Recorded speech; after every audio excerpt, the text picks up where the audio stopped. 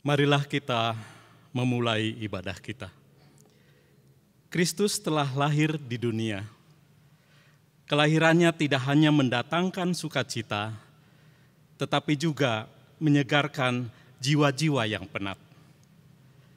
Mari kita sembah dan sujud kepada Allah atas kelahiran Kristus yang menjadikan hidup cerah dan membawa kelegaan. Jemaat, kami undang berdiri.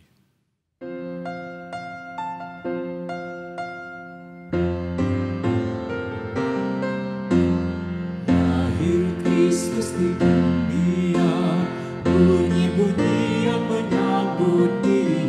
Lahir Kristus di dunia, puji Tuhan, haleluya.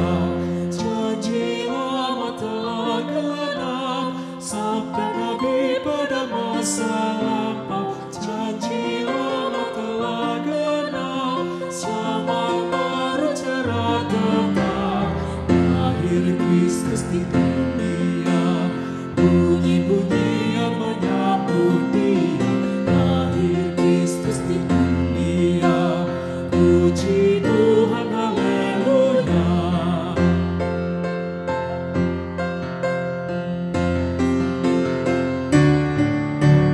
Lahir Kristus di dunia, bunyi-bunyi yang menyambut Dia. Lahir Kristus di dunia, puji Tuhan, haleluya. Tercermin pada wajahnya kasih karunia yang ilahi, tercermin pada wajahnya kemuliaan Bapanya. Lahir Kristus di dunia, bunyi-bunyi yang menyambut Dia. Lahir Kristus di dunia, puji Tuhan, haleluya.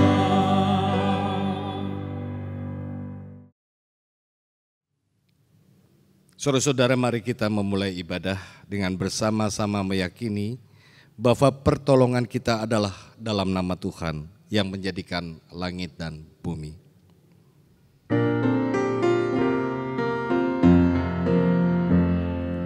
Amin, amin, amin, amin,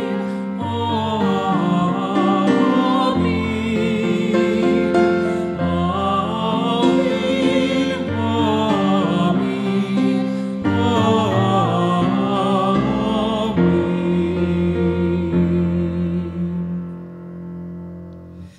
Tuhan beserta saudara. Dan beserta saudara juga.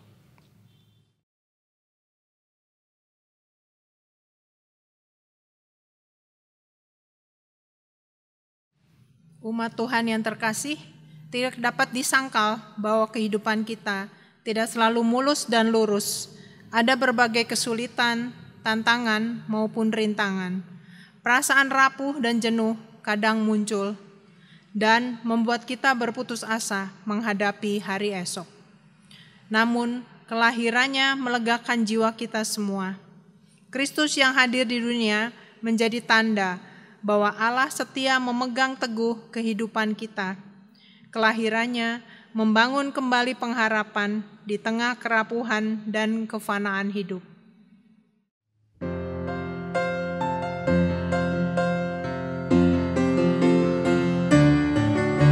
Lahir Kristus di dunia, bunyi-bunyi yang menyambut Dia. Lahir Kristus di dunia, puji Tuhan, haleluya. Yesus anak lemah lembut, Raja segala tempat dan zaman. Yesus anak lemah lembut, Dikau kami sembah sujud. Lahir Kristus di dunia, bunyi-bunyi yang menyambut Dia. Lahir Kristus di dunia, puji Tuhan, haleluya.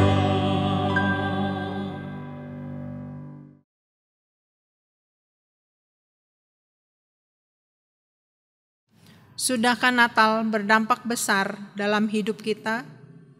Marilah kita merenungkannya dalam doa secara pribadi.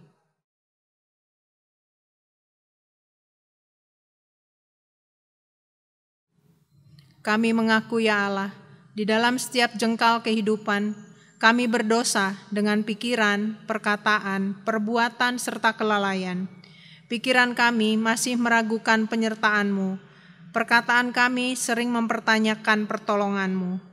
Perbuatan kami tidak mencerminkan karya-karya-Mu. Ampunilah kami, ya Tuhan, kami yang terkadang bermalas-malasan, terus meratap dalam keputusasaan. dan mengabaikan kehadiran Tuhan dalam berbagai dimensi kehidupan kita. Kasihanilah kami ya Tuhan. Kasihani kami ya Tuhan.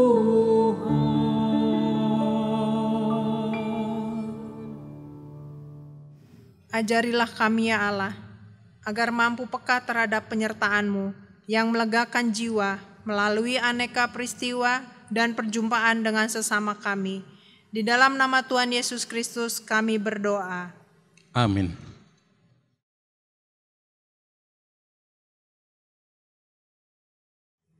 Inilah berita anugerah yang tertulis dalam Yeremia 33 ayat 8. Aku akan mentahirkan mereka dari segala kesalahan yang mereka lakukan dengan berdosa terhadap aku, dan aku akan mengampuni segala kesalahan yang mereka lakukan dengan berdosa dan dengan memberontak terhadap aku. Di dalam Kristus engkau telah diampuni. Di dalam Kristus engkau pun telah diampuni. Damai Kristus bagimu. Damai Kristus bagimu juga.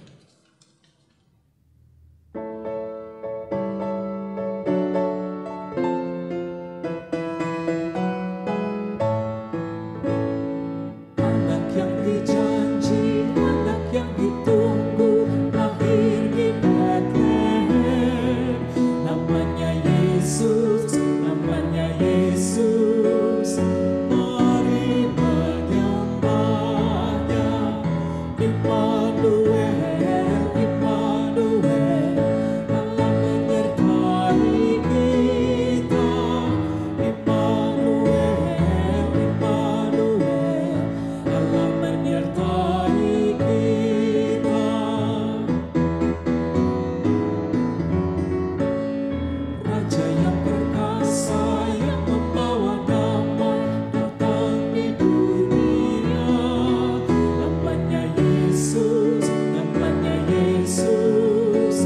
Mari menyembahnya. Immanuel, Immanuel, Allah menyertai kita. Immanuel, Immanuel, Allah menyertai kita.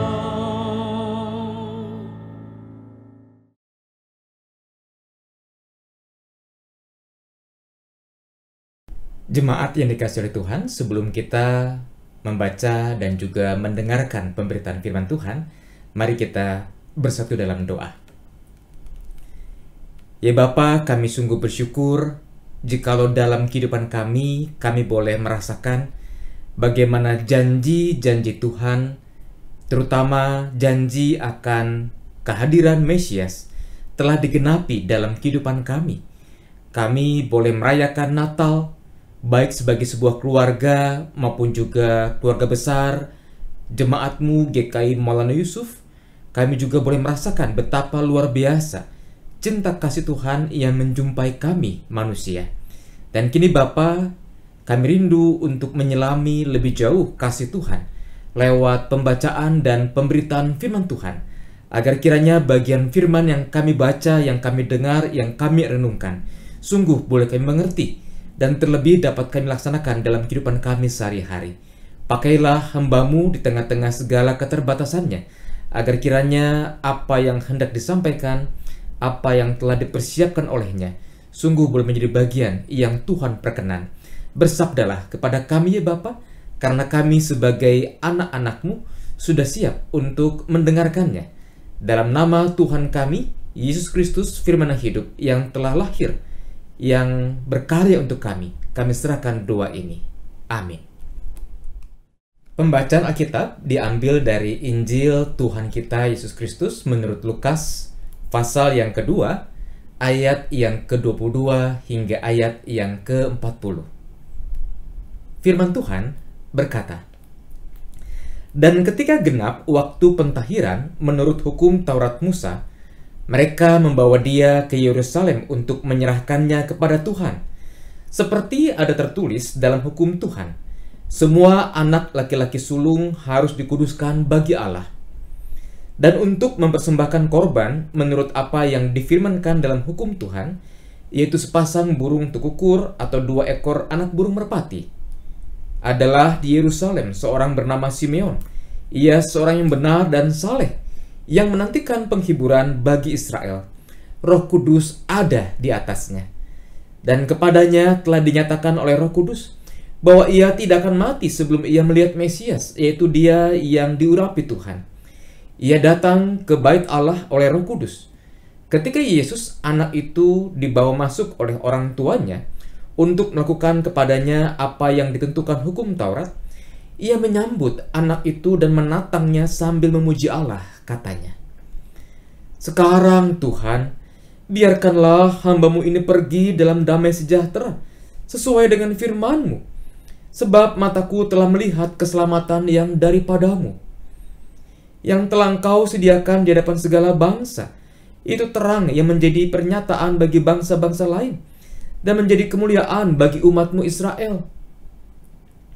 Dan bapa serta ibunya amat heran akan segala apa yang dikatakan tentang dia. Lalu Simeon memberkati mereka dan berkata kepada Maria, ibu anak itu, "Sesungguhnya anak ini ditentukan untuk menjatuhkan atau membangkitkan banyak orang di Israel, dan untuk menjadi satu tanda yang menimbulkan perbantahan, dan suatu pedang akan menembus jiwamu sendiri, supaya menjadi nyata pikiran hati banyak orang." Lagi pula, di situ ada Hana, seorang nabi perempuan, anak Fanuel dari suku Asyir. Ia sudah sangat lanjut umurnya. Sesudah kawin, ia hidup 7 tahun lamanya bersama suaminya. Dan sekarang ia janda dan berumur 84 tahun. Ia tidak pernah meninggalkan bait Allah, dan siang malam beribadah dengan berpuasa dan berdoa. Dan pada ketika itu juga datanglah ia ke situ dan mengucap syukur kepada Allah dan berbicara tentang anak itu kepada semua orang yang menantikan kelepasan untuk Yerusalem. Dan setelah selesai semua yang harus dilakukan menurut hukum Tuhan, kembalilah mereka ke kota kediamannya, yaitu kota Nazaret di Galilea. Anak itu bertambah besar dan menjadi kuat, penuh hikmat dan kasih karunia. Allah ada padanya. Sedemikian jauh pembacaan firman Tuhan. Yang berbahagia ialah setiap kita yang bersedia mendengarkan firman Tuhan dan yang setia memelihara dalam kehidupan sehari-hari. Haleluya.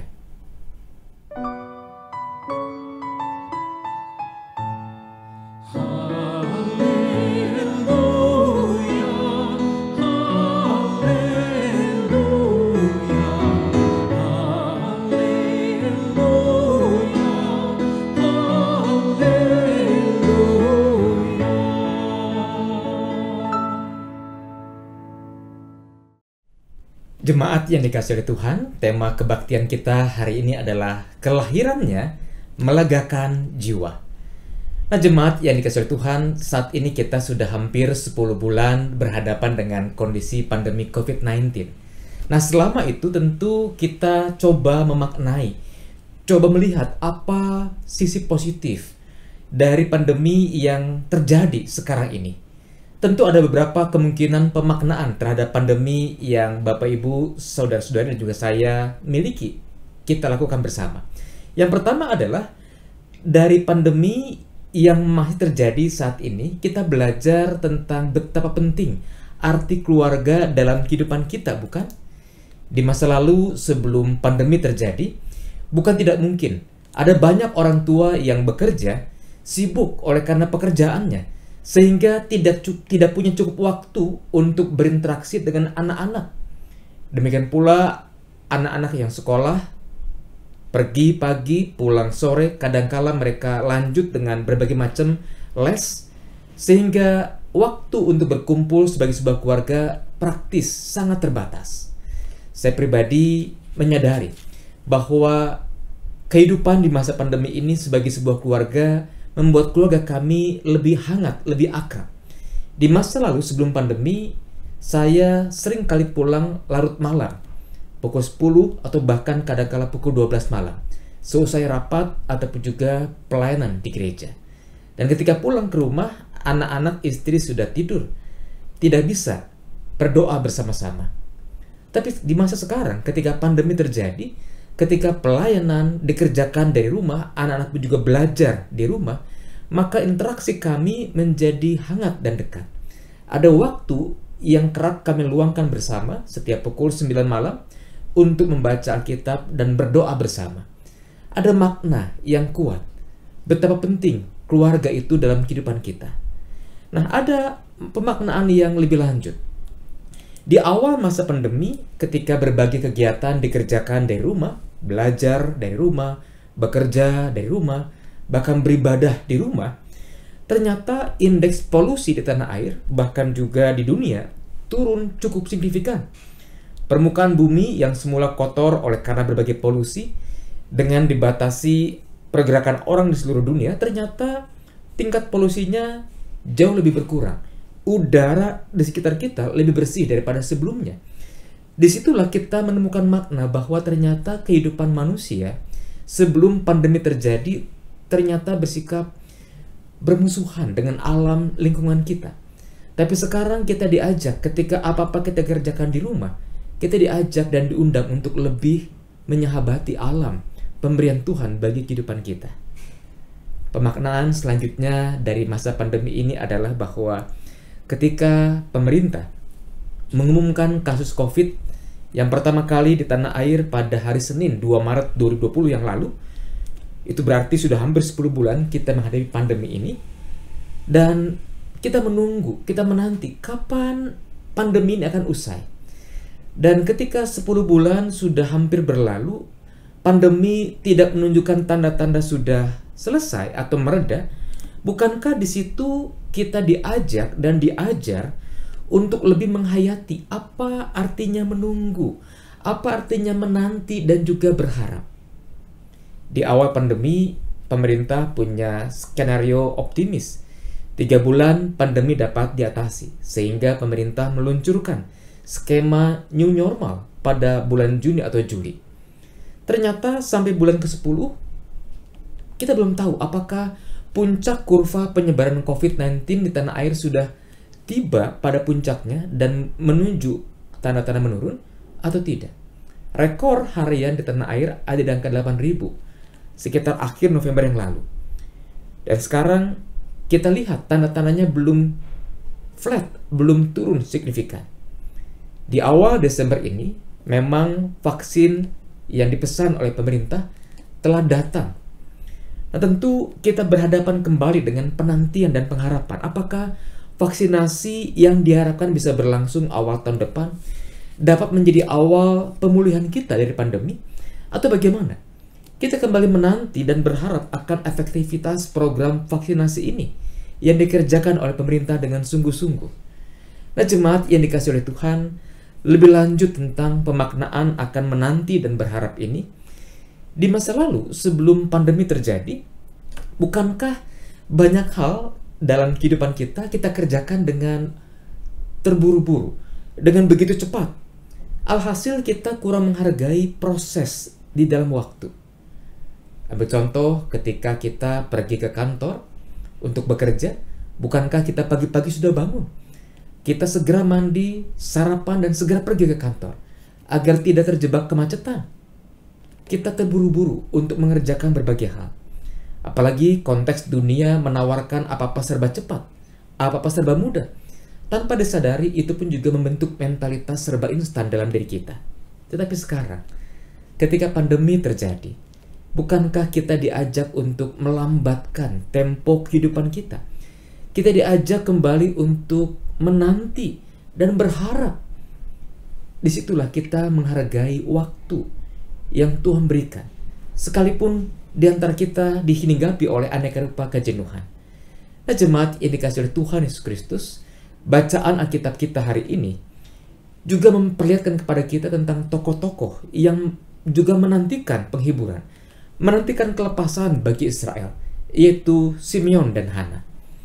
Dalam Perjanjian Lama atau kitab suci orang Yahudi, disampaikan aneka janji Tuhan tentang kelepasan Israel, yaitu berupa kehadiran Mesias Sang Penebus. Sebagai contoh, dalam kitab Yesaya pasal 7 ayat 14 dikatakan, Sebab itu Tuhan sendirilah yang akan memberikan kepadamu suatu pertanda. Sesungguhnya seorang perempuan muda mengandung dan akan melahirkan seorang anak laki-laki. Dan ia akan menamakan dia Immanuel. Sebuah janji yang kita yakin telah tergenapi sebagaimana dikutip dalam catatan Injil Matius pasal yang pertama ayat yang ke-23. Atau yang kedua, janji Tuhan akan Mesias. Dalam Yesaya 11 ayat yang pertama, suatu tunas akan keluar dari tunggul Isai, dan taruk yang akan tumbuh dari pangkalnya akan berbuah. Mesias itu dikatakan merupakan keturunan Isai atau keturunan Daud, dan itu digenapi dalam diri Yusuf, ayah Yesus. Atau contoh lainnya, Mika 5 ayat yang pertama dikatakan, tetapi engkau, hai Betlehem Efrata, hai yang terkecil di antara kaum-kaum Yehuda, daripadamu akan bangkit bagiku seorang yang akan memerintah Israel, yang permulaannya sudah sejak purbakala, sejak dahulu kala. Bukankah dalam peristiwa Natal janji tersebut digenapi? Bagaimana Tuhan memilih Bethlehem sebagai tempat persalinan Maria lewat sebuah kebijakan penguasa Romawi untuk sensus penduduk? Yusuf dan Maria harus pulang ke kota asal Yusuf, itu kota Bethlehem. Dan di sana dikatakan yang permulaannya sudah sejak dahulu kala. Bukankah Yesus adalah Allah yang menjadi manusia? Sebagai Allah, Yesus sudah ada sejak purbakala, bukan? Kita melihat bagaimana janji-janji itu dinyatakan kepada bangsa Yahudi. Dan orang-orang Yahudi menanti, berharap akan adanya kelepasan yang Tuhan nyatakan. Nah, tokoh Simeon dan Hana dalam bacaan kita sebagai orang-orang Yahudi tentu tahu betul akan janji-janji akan Mesias tersebut. Dan dalam bacaan Injil, Simeon dan Hana adalah orang-orang yang bersyukur karena mereka menjadi saksi kelahiran Yesus Sang Mesias. Kelahiran Yesus sesungguhnya membawa kelegaan bagi jiwa-jiwa mereka yang menantikan kedatangan Tuhan, kedatangan Sang Mesias penebus. Nah, jemaat yang dikasihi Tuhan Yesus Kristus, dari teks Alkitab yang demikian, apa yang bisa kita pelajari untuk direnungkan lebih lanjut? Ada beberapa hal yang bisa kita pelajari. Yang pertama, kelegaan yang muncul karena apa yang diharapkan, apa yang dinanti-nantikan itu ternyata digenapi, ternyata tiba, memang bisa mendatangkan euforia atau kegembiraan yang luar biasa dalam diri kita. Akan tetapi, belajar dari tokoh Yusuf dan Maria, kita belajar bahwa kelegaannya sebagai bagian dari bangsa Yahudi akan kelahiran Sang Mesias tidak lantas membuat mereka mengabaikan aturan, mengabaikan firman Tuhan. Yusuf dan Maria tetap menghormati dan melaksanakan apa yang diatur dalam hukum Taurat. Dalam teks bacaan Injil hari ini, bukankah dikisahkan sesudah Maria menjalani waktu-waktu pentahiran menurut hukum Taurat Musa, Yusuf dan Maria lantas membawa bayi Yesus ke bait Allah untuk menyerahkan Yesus sebagai anak laki-laki sulung mereka. Dan inilah ritus penyerahan anak laki-laki sulung yang diatur dalam Taurat. Nah, apa yang dilakukan oleh Yusuf dan Maria ini sesungguhnya menjadi ketaatan pada aturan main, bukan? Jadi kelegaan akan terwujudnya apa yang diharapkan, apa yang dinanti, tidak lantas membuat Yusuf dan Maria terjebak pada euforia yang berkelebihan. Nah, jemaat yang dikasihi oleh Tuhan Yesus Kristus, bagaimana dengan kehidupan kita saat ini? Pada hari Minggu Advent yang kedua, tanggal 6 Desember 2020, kita sebagai bagian dari bangsa Indonesia merasakan gembira karena 1,2 juta dosis vaksin COVID-19 yang dipesan telah tiba di tanah air. Tentu ini kabar gembira. Ada kelegaan bagi bangsa kita yang sudah berbulan-bulan berjibaku dengan pandemi COVID-19. Akan tetapi, jikalau kita mencermati dengan bijak, dengan cermat, 1,2 juta dosis vaksin itu bukanlah segala-galanya. Sebab untuk membentuk herd immunity atau kekebalan komunitas, diperlukan vaksinasi kepada 70% populasi, 70% masyarakat. Dan kalau penduduk Indonesia ada 275 juta jiwa, maka 70%-nya berarti 192,5 juta jiwa. Jika dibandingkan dengan 1,2 juta dosis, tentu masih sangat sedikit, bukan? Nah, oleh karena itu, sekalipun kedatangan vaksin di Indonesia sudah mendatangkan kelegaan, jangan lantas membuat kita lengah. Jangan lantas membuat kita mengabaikan aturan main, mengabaikan protokol kesehatan. tidak pakai masker saat berpergian keluar rumah, berkerumun. Jangan begitu. Apa yang diatur oleh pemerintah, kita yakin adalah untuk kebaikan kita. Apa yang diatur oleh gereja, untuk warga gereja, adalah juga untuk kebaikan kita, bukan? Nah, karena itu mari kita pelajari hal yang pertama, bahwa ketika kelegaan itu sepertinya sudah mendekati kenyataan, jangan lantas kita terjebak pada euforia yang berkelebihan. Tetap hargai aturan main, taat dan tunduk pada aturan main yang berlaku. Hal yang kedua yang kita pelajari, belajar dari tokoh Simeon dan teladannya, kita perlu menanti dan berharap dalam kesalehan. Firman Tuhan pada ayat yang ke-25 berkata, adalah di Yerusalem seorang bernama Simeon. Ia seorang yang benar dan saleh yang menantikan penghiburan bagi Israel. Roh Kudus ada di atasnya. Nah, jemaat yang dikasihi oleh Tuhan Yesus Kristus, jikalau kita berbicara tentang kesalehan, bisa jadi ada beragam sikap yang kita jumpai di tengah-tengah masyarakat.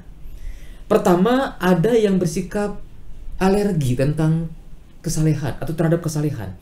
Orang-orang yang saleh dianggap suci, dia karenanya dijauhi. Kita bisa menjumpai kenyataan di lapangan ketika orang-orang mengenakan pakaian tertentu untuk menunjukkan kesalehan mereka. Ternyata di sisi lain mereka berlaku kasar, berlaku anarkis. Kita lantas alergi kepada orang-orang yang sok saleh seperti itu. Atau yang kedua, ada yang menganggap bahwa kesalehan adalah gaya hidup yang terlalu radikal, yang mengasingkan diri dari pola hidup yang umum yang berkembang di tengah-tengah masyarakat, sehingga dipandang bukan sebagai gaya hidup yang oke. Tetapi sesungguhnya jemaat yang dikasihi oleh Tuhan, kesalehan bukanlah gaya hidup yang aneh. Tidak harus seseorang menjalani pola hidup yang radikal untuk menjadi saleh. Jalanilah kehidupan seperti pada umumnya manusia. Katakanlah makan 3 kali sehari, bekerja, berkeluarga, tentu bagi yang punya panggilan untuk berkeluarga. Tetapi dalam hal integritas, dalam hal moralitas, dalam hal-hal yang terkait dengan spiritualitas, seorang yang saleh bersedia berkata tidak atau berbeda jikalau bertentangan dengan kebenaran firman Tuhan. Jikalau berhadapan dengan kenyataan yang bertentangan dengan firman Tuhan, maka seorang yang saleh bersedia bersikap berbeda, bersedia berkata tidak. Nah, agar kita mengetahui kebenaran firman Tuhan, sebab patokan kesalehan adalah berpihak pada apa yang menjadi kebenaran firman Tuhan. Nah, untuk mengetahui kebenaran firman Tuhan, tentu kita harus memiliki kedekatan dengan Tuhan. Pada masa pandemi seperti sekarang ini, bukankah kita memiliki banyak waktu di rumah? Pakailah waktu itu untuk mendekatkan diri kita kepada Tuhan. Membaca Alkitab, berdoa, mengikuti aneka macam kegiatan online di gereja, mendengarkan khotbah-khotbah yang disampaikan oleh para pengerja kita. Kita gunakan waktu-waktu di rumah itu untuk mengenali apa yang Tuhan mau dalam kehidupan saya, apa yang Tuhan mau dalam kehidupan pekerjaan saya, apa yang Tuhan mau dalam kehidupan rumah tangga saya. Nah, sehingga ketika kita menjadikan apa yang Tuhan mau itu sebagai perspektif kehidupan kita, kita mengupayakan apa yang adil, apa yang benar, apa yang tulus, apa yang jujur, baik sebagai pribadi maupun juga dalam kehidupan kita bersama dengan orang lain.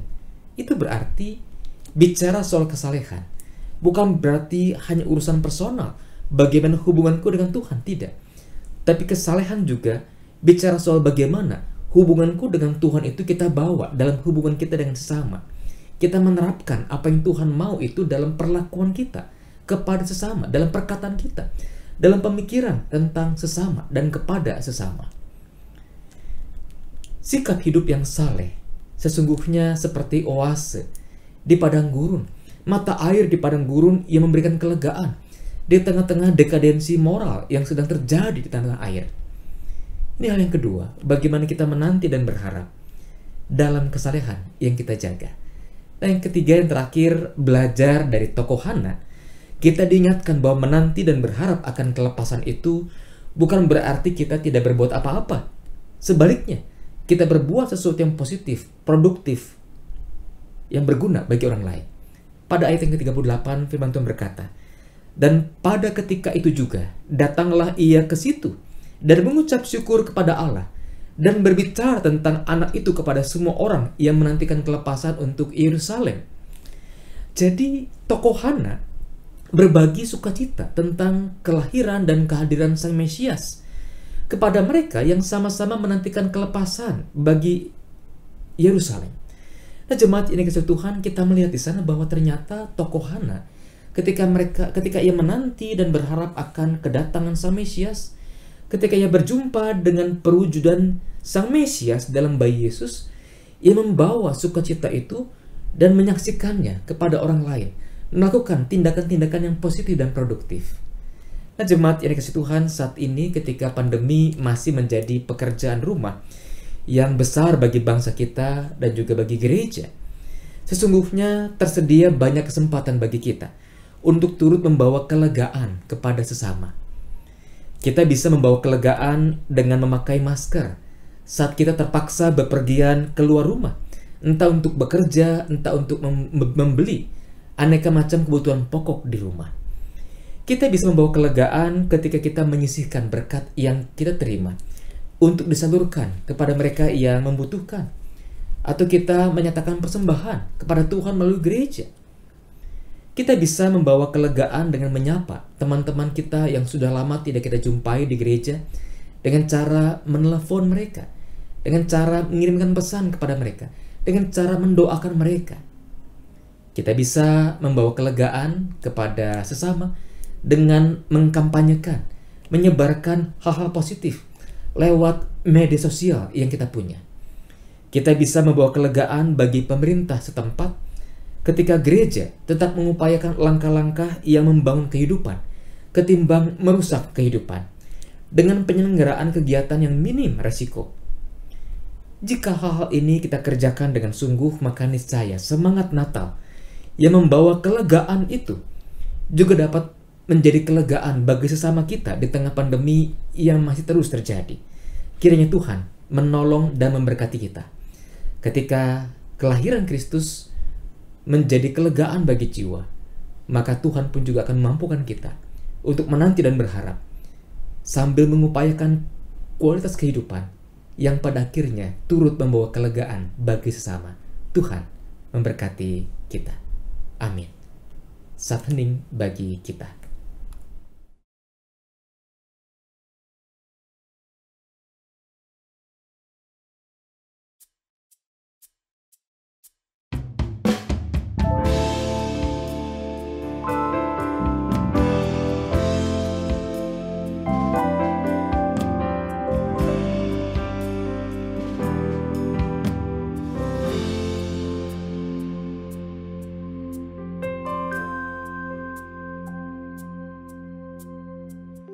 Di saat ku terlena dalam nikmatnya kehidupan yang terus menutupi mata hati ini, kehadiran-Mu Tuhan memberi terang bagi jalan yang akan ku tempuh. Kedatangan-Mu yang sungguh indah, kelahiran-Mu yang kudus. Di saat ku latih menghadapi beban hidup yang semakin lama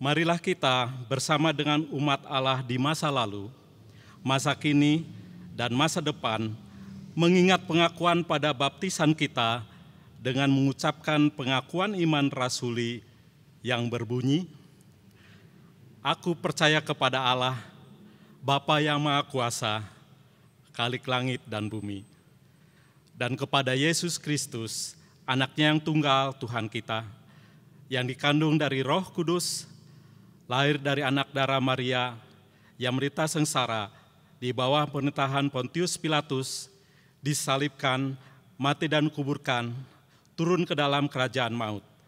Pada hari yang ketiga, bangkit pula dari antara orang mati, naik ke surga, duduk di sebelah kanan Allah, Bapa yang Maha Kuasa. Dan dari sana Ia akan datang untuk menghakimi orang yang hidup dan yang mati.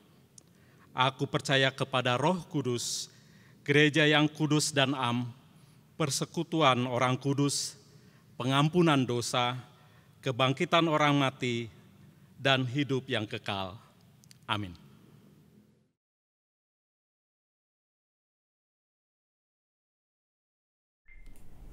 Jemaat yang dikasihi oleh Tuhan, mari kita bersatu dalam doa syafaat. Kita berdoa.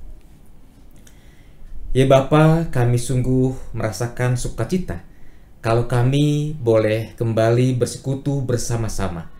Sekalipun kami terpisah oleh jarak dan tempat, namun kami bersyukur dipersatukan dalam kebaktian online hari ini.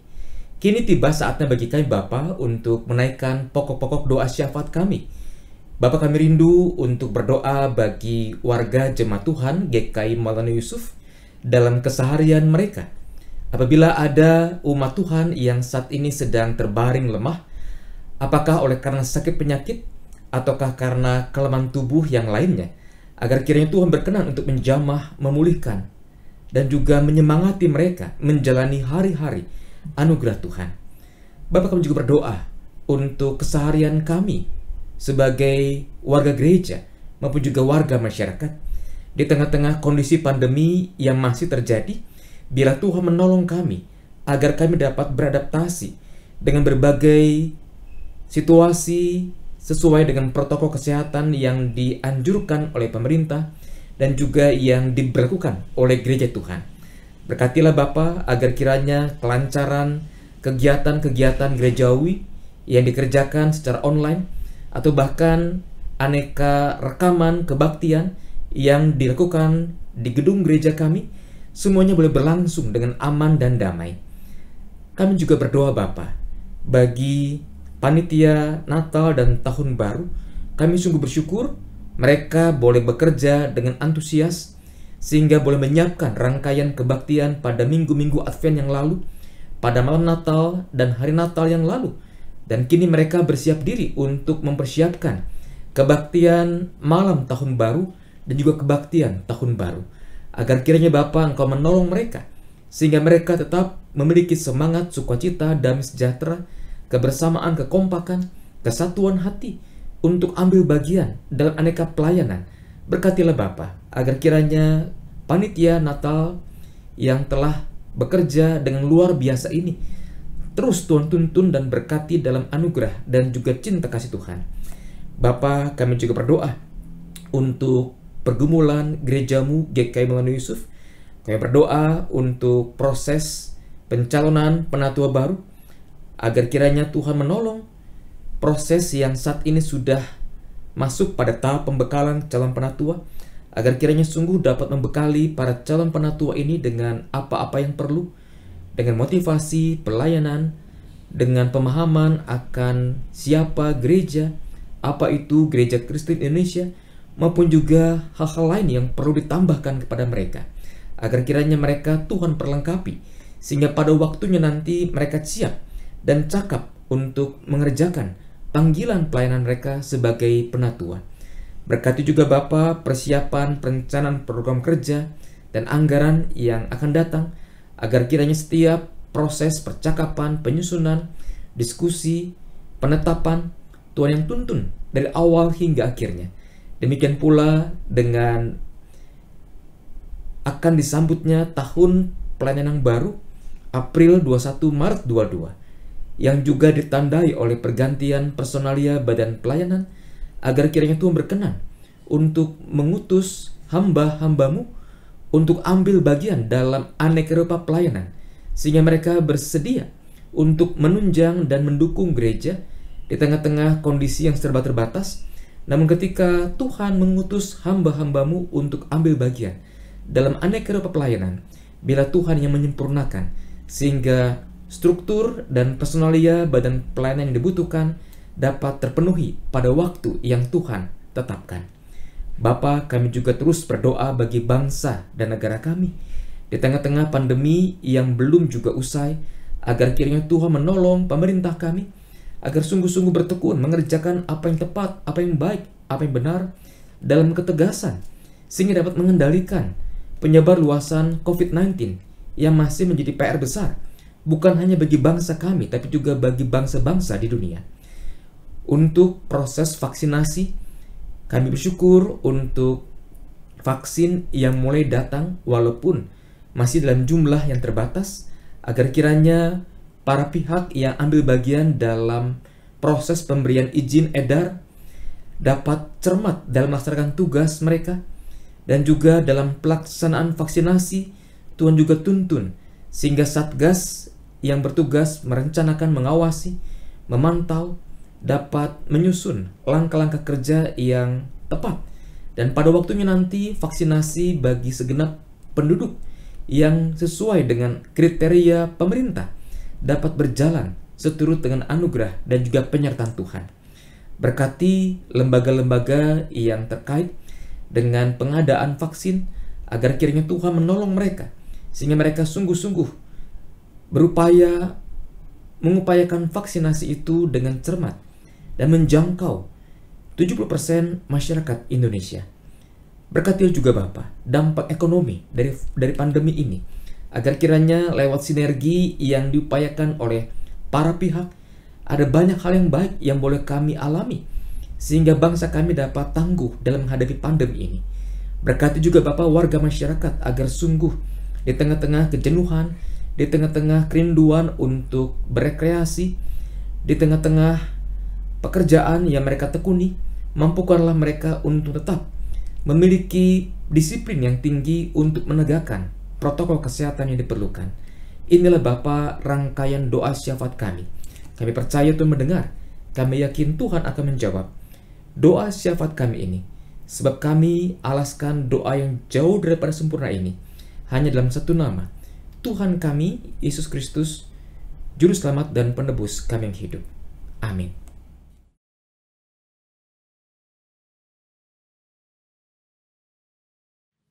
Saatnya kita memberikan persembahan.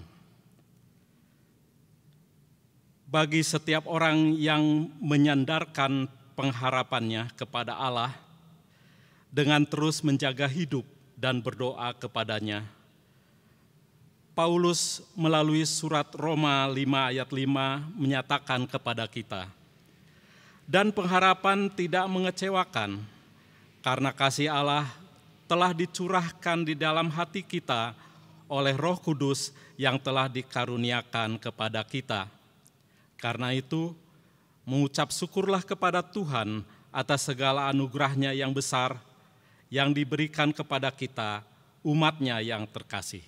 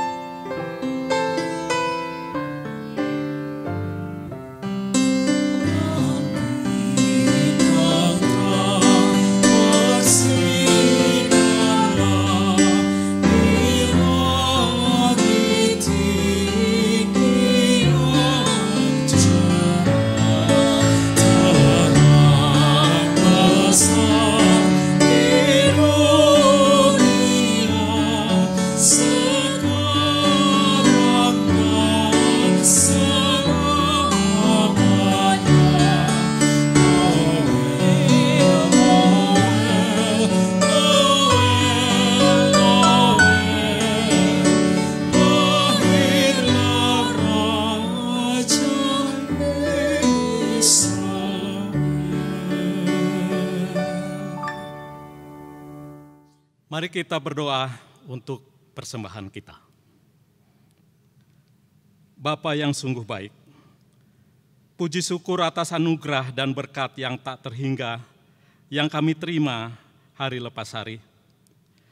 Kami bersyukur ya Bapa atas kesempatan kami dapat memberikan persembahan yang terbaik saat ini. Terimalah ya Bapa persembahan kami mohon supaya kami dapat berhikmat dalam mempergunakan persembahan ini. Terima kasih ya Bapa, kami panjatkan doa syukur kami dalam nama Tuhan Yesus Kristus. Amin.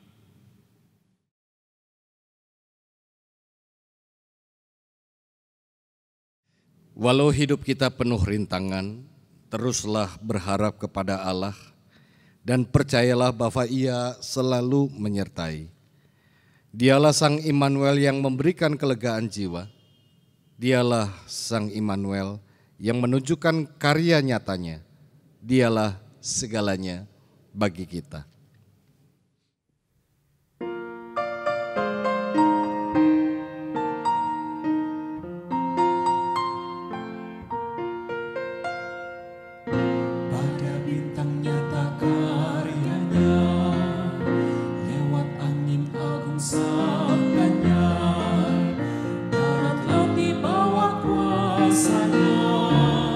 Apa maknanya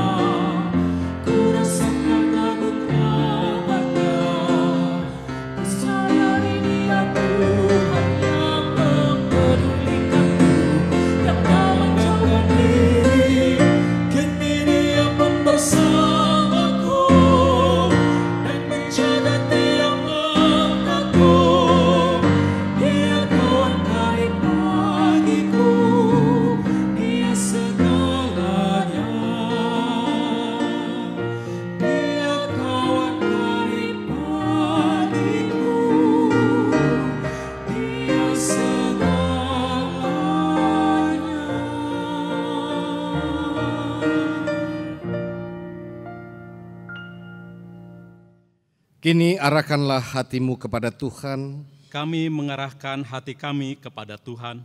jadilah saksi Kristus. Syukur kepada Allah, Terpujilah Tuhan. kini dan selamanya.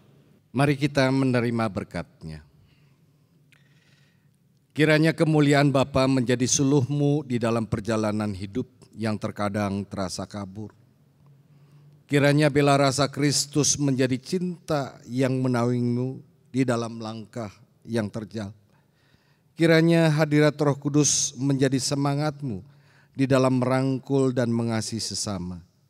Dan Allah Trinitas menjadi tumpuanmu dalam berkarya dan berpengharapan dari hari ini, esok, dan selama-lamanya.